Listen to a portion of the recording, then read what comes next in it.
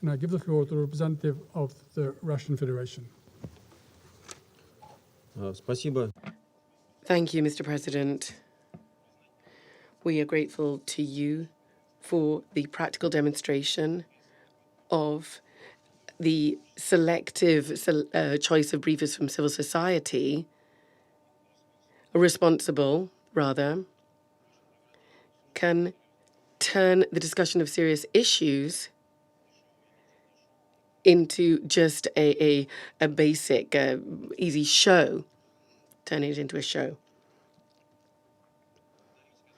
We'd like to thank the Special Envoy of the Secretary General on Syria, Geir Pedersen, for the overview of the political situation in Syria.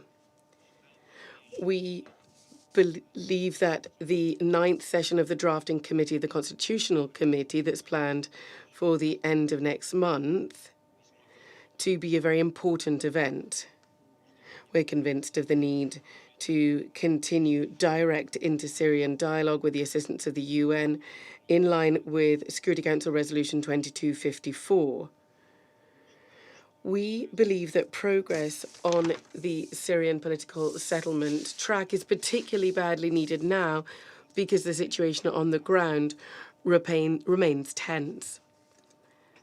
The main security threats to Syria and to the whole region are posed by the ongoing hotbeds of terrorists that found refuge in areas not under Damascus's control, in Idlib, in the areas across the Euphrates, and in At-Tanf.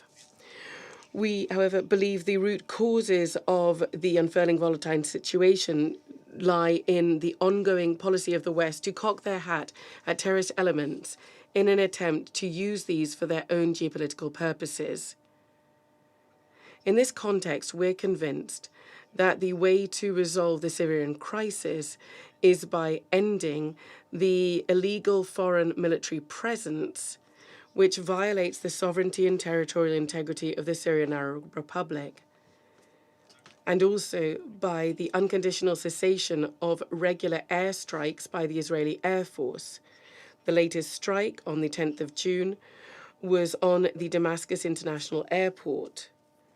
The airport terminal was seriously damaged, and the runway was damaged too. This led to the grounding of all flights, including the UN humanitarian air service flights. We regret the fact that due to the politicized and biased positions of Western delegations, our draft Security Council press statement was blocked. Time and again, we see the extent to which your politicized stances are reflecting and impact your principles. Mr. President, at the same time, there is an ongoing serious deterioration of the economic and humanitarian situation. The number of those in need, according to UN data, has hit a record of 14.6 million people. It's clear that this is a direct result of the destructive unilateral sanctions by the US and the EU.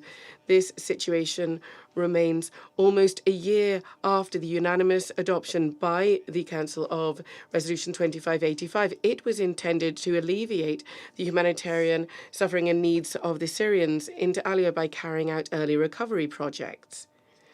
There is still the acute problem of the return of refugees.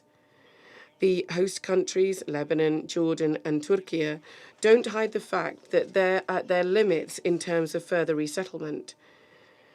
In turn, Western countries stubbornly don't want to help Syrians return home.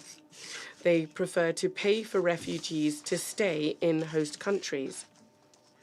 From our side, we deem it necessary to ensure that refugees ensure the fundamental right to return home as provided for in UN Security Council Resolution 2254, with such efforts being carefully and strictly coordinated with Damascus.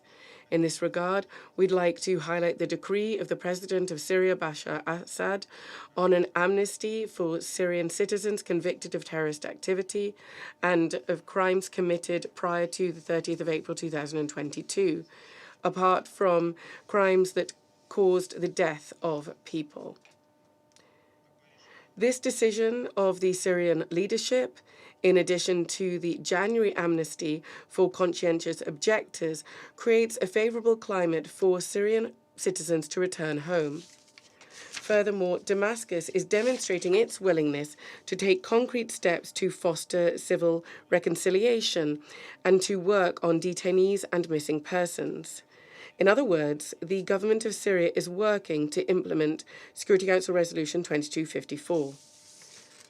Mr. President, Russia is also making a significant contribution to overall settlement. Along with our partners in the Astana format, Iran and Turkey, we held the 18th International Meeting on Syria in Nur-Sultan, upon the conclusion of which a joint statement was adopted that was disseminated as an official Security Council document. We note the 13th of June successful operation on the release of detainees as part of the specialized working group set up with the assistance of the Astana format. This operation proved the willingness of the parties to expand cooperation as part of the working group. This is a unique mechanism which has proven its worth and its effectiveness in bolstering trust between the Syrian parties. Thank you. I thank the representative of the Russian Federation for their statement.